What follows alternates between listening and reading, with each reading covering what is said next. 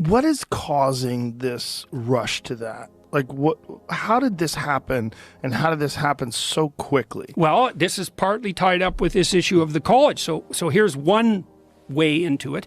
So now professionals are bound by law to offer gender-affirming advice. They're bound by law. Okay, so this is what this means. If you bring your 13-year-old in to be evaluated by a physician or a psychologist, and maybe she has high levels of neuroticism, tilting towards depression and anxiety, and then that's making itself manifest in bodily discomfort. Now that's being shaped by this cultural fad that insists that if you feel uncomfortable in your body, it's because you're of the opposite gender. That's the psychological epidemic part of it. And we can talk about that in a little bit more detail. But now you're duty bound by law, if you're a professional, to say, oh, you think you're a boy? Yeah, absolutely. You absolutely, 100%, you are. What can we do to facilitate that move forward? And that all got pushed into the law under the guise of the elimination of conversion therapy. So, unbelievable. Now, the problem with that is, you see, if you're a therapist or a physician, you don't affirm someone's identity. That's not your job. And your job is not to deny their identity either. Your job is to help them explore their identity and hopefully to develop it.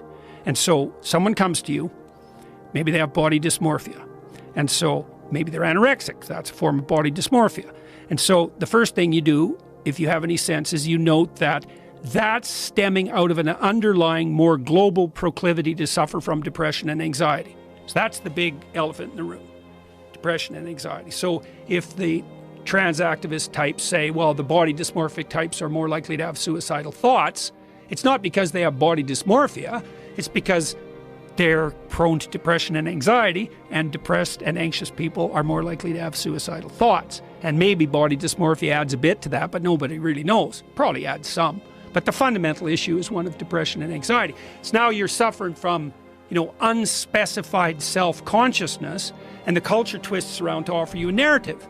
And the narrative is, oh, well, you're in the wrong body. And then the carrot is, and this is part of it gets extraordinarily pathological, is a lot of these kids who are suffering from this alienation are unpopular. And now they're being enticed. It's like, yeah, well, you're not unpopular. You're interestingly special. So if you just take this carrot, you're the opposite sex, all of a sudden you're not a victim, you're a brave, you're a brave seeker after your redemptive identity. And now you can be elevated and you can be treated specially. And my God, if you're an unpopular teenager, how could anything be possibly more attractive than that? And then you also think, well, why are teenagers gullible in that way? Why do they go along with the crowd? And the answer to that is, that's what you're supposed to do when you're a teenager. That's your job, right? Because first of all, you're with your parents and you're not yet a fully fledged individual. So what you have to do is you have to become part of the group. And if you're not part of the group, well, maybe you're a stellar, creative genius and you're exceptional in that manner, but more likely you're just a loser who couldn't fit in. And that sucks, that's for sure. So your job when you're a teenager is to fit in, as every teenager knows, and maybe not just to fit in, but, to fit in a positive way that elevates the community. But we could just settle for fitting in. And so teenagers are wired to go along with the crowd. And then if the crowd is offering something pathological, that happens all the time, you get a psychological epidemic. And I knew that. I told you. I told the Senate this in 2017. And why did I know? Well, I knew the literature. We've tracked psychological epidemics going back 300 years. 300 years. Here's some of them. Multiple personality disorder. It cycles in society. Disappears, then there's one case, then it spreads like mad. Then there's multiple personality disorder everywhere. Teenage girls mostly.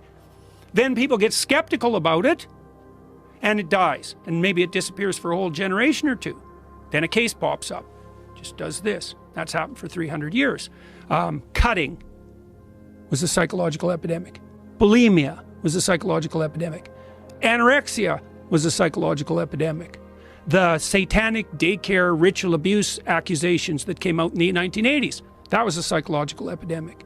And the rule basically is that if you confuse people about a fundamental element of their identity, then those who are already so confused they're barely hanging on are going to fall prey to that, and all hell's going to break loose. And that's exactly what's happened in the trans situation. But the It's difference just between unbelievable. this one as opposed to the other ones like multiple personality disorder is that this one is being reinforced culturally. Like you are rewarded. Yeah, well, the multiple personality disorder, that happened there too, because you'd get a lot of attention from media, especially the people who are the first, who display the first symptoms of multiple personality disorder. You get a psychologist or a psychiatrist or an alienist, if you go back far enough, who reports this fascinating case of multiple personality. And, there are people who are dissociative. So they kind of have multiple personalities. They're united by memory. They're usually creative people, because creative people have multiple personalities. That's what makes them creative. They're not the same from day to day.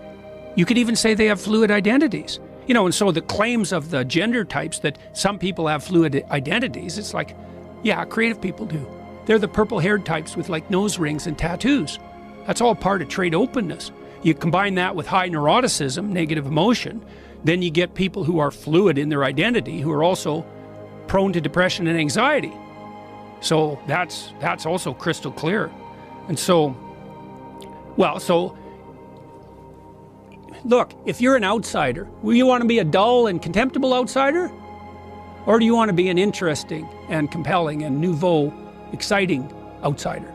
Well, if you're a teenage girl and you've been unpopular, that's brutal, because, you get tied up with those mean girls. Yeah. They shun you and exclude you. It's absolutely brutal. You're just living a peripheral existence. You got no friends. Everyone's contemptuous of you. And maybe that's partly because you have something that marks you out from the norm, like a tilt towards autism, because a lot of the people, it was just released with the Tavistock staff. The Tavistock closed down in the UK. That was the big gender surgery performing institute in the UK. How is that closed down? What happened? Government closed it down. So Yeah, because they knew that they figured out in the UK that, wow, the rates of transgender transformation requests were skyrocketing. And even the people at the clinic knew that they were rushing people along the transformation pipeline way faster than they should have without proper clinical evaluation. There's 1,000 lawsuits out against the Tavistock in the UK now. 1,000.